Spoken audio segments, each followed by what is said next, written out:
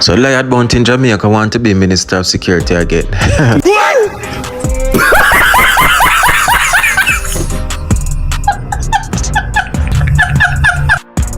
And let me tell you, if I and I become the Minister of National Security Again? Does this make sense, Jamaica? Type in the comment yes or no if you want Mr. Peter Bunting to be the security minister of Jamaica again. The one who literally went on stage and cried emotionally, broke down, like literally gave up Jamaica security to the hands of the criminal, to the crime monster in Jamaica. He did that. Now he want to be security minister again. Does this make sense? Jamaica, since we forget, make us go back in time and watch this man literally, make the criminals them hearty and laugh like they have control in relation to who lives and who die, who suffer or who lavish in prosperity in Jamaica. That's what Mr. Peter Bunting gave these criminals in Jamaica. Remember this, Jamaica. A nation which seems to be constantly under threat by marauding gunmen and which has rampant and brazen criminality in several communities looks to this man to help craft effective policies to slay the crime beast. Now, however, National Security Minister Peter Bunting, in an emotional display, believes the lasting solution to deal with Jamaica's crime problem has to come from above. Clearly holding back tears, Mr. Bunting said this is a dark time in his career as minister. I think after 15 months, I am convinced that the best efforts of the security forces by itself will not solve the crime problem in Jamaica. But it is going to take divine intervention, touching the hearts of a wide cross-section of the society. Mr. Bunting suggested help from the heavens is needed by way of the Almighty, touching the hearts of pastors, business persons, and politicians who would then take appropriate action. And using as the instruments of the divine intervention the ministers' fraternals, the academics, the business community, those persons who work in the NGO community, those of us who are in political service, all to try and make an impact. Until then, however, the minister told the gathering that based on the numbers, it could be perceived that the crime beast is winning. His voice broke during the declaration. He tried hard to control his emotions. I'm not embarrassed to say that right now, as Minister of National Security, I'm going through a kind of a dark night of the soul, because we're trying very hard at the ministry. I see the men and women of the security forces trying very hard, working night and day, long hours. I see the leadership, capable, competent, professional, both of the police and the military. And so much effort is being made, and yet so little headway, such slow headway is coming out in the statistics. And you know, I can prophesy. Last year when I told them the spark would be a Chinese contractor get it, them say a foolishness me at all. But may I prophesy again? Certain man going with your short pants.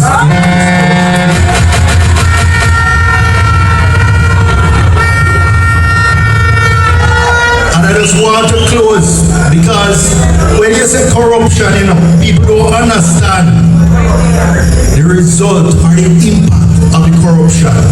When a man thieving the taxpayers blind in this country, the result is a lack of investment, low productivity, low wages, no growth, poor health infrastructure, and we shame every time we go about Mandeville Regional Hospital and see what John Junior Hotel come to, where you can't even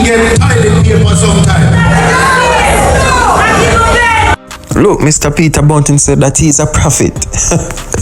So he did not prophesy Rhoda Crawford kicking his ass and run him out of Central Manchester. He's talking about corruption. Remember, I know Peter Bunting under your administration. Well, the previous administration, the PNP was so corrupt according to the perception index. And in relation to now, it's so corrupted that thief, who own campaign money. You remember that article, man? And also you're talking about John Jr. Hotel. John Jr. was like the worst shit that ever happened to Manchester. Well, he was kind of better than you, at least. So, yeah, he's the second one. And in relation to the Mandeville Hospital, the Mandeville Hospital is in a way better state than it was back then. I remember I usually go to the hospital and usually smell the things we usually smell Jamaica, they are normal, but no, look at it. Please go visit it and see how it have upgraded. Damn liar. There are not enough adjectives to describe this man. All I know that this man is a recheck. He's in the political wilderness. He is the most hated politician in Jamaica. Like literally, there is no support. Even PNP not like him. Period. Because they know that he's a manipulator, he's a conniver, his machinations both affect the JLP and the PNP. Trust me, because you don't even know the history of this man. And he's in South Manchester, lying on the church people, them trying to use the Prattville Primary School as a cloth to get political vote, lying on a contractor. And I'm asking the Senate not to make this go. Just make it go under the rug, because this man is lying on a Jamaican citizen, a businessman that has value to this society, and this man has put this contractor reputation on the line, and even his life, by lying on this man, stating that the government did not pay him, which the contractor put out contradictory statement in relation to Mr. Peter Bunting, said that the government does not has any outstanding payment for him, and this should not be just brushed under the rug. So if he's lying on simple thing like this, can you believe what this man is capable of? Remember in Jamaica, Mr. Bunting tried to use the U.S. ambassador for Jamaica, Mr. Donald Tapia, to try to politically assassinate Mr. Darrell Vaz, and it turns out it was totally opposite. And Mr. Tapia warned us against this man, this entity, diabolical, apathetic figure. This is what Mr. Tapia said. Lest we forget Jamaica, lest we forget. Former United States Ambassador to Jamaica, Donald Tapia, is hinting that the process that led to the revocation of the visa of Darrell Vaz may have started under Peter Bunting when he was National Security Minister. Darrell Vaz, who's Member of Parliament for West Portland and Minister of Science, Energy and Technology, had his U.S. visa revoked in 2019. But Ambassador Tapia has since called the move a mistake on the part of the consular department of the embassy. William Mitchell reports. For Darrell Vaz, the admission of the U.S. ambassador that his government erred in revoking his visa is a vindication that attacks on him were always politically motivated. Ambassador Tapia says an investigation into what he says are rumors and innuendos surrounding Minister Vaz was inconclusive.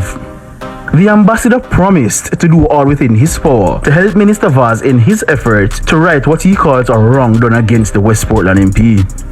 And Ambassador Tapia seemed to also reveal the source of Darrell Vaz's visa troubles. Everything is inconclusive. That his life has been charged from the day that he, because of his father's reputation, and of course when the son comes in, the prodigal son comes in, that causes a lot of trepidation with the other party. And what I found is the other party started it when we started looking at it was under Bunting, when Bunting was the security minister. When pressed to elaborate, Ambassador Tapia appeared confused by the question. You said earlier that under Mr. Bunting, when he was Ministry of National Security, what was that about? Darrell Vaz and National Security? Yes. Well, something started under Bunting. What was that? I can't speak to that issue because I don't know anything about the Vaz and national security.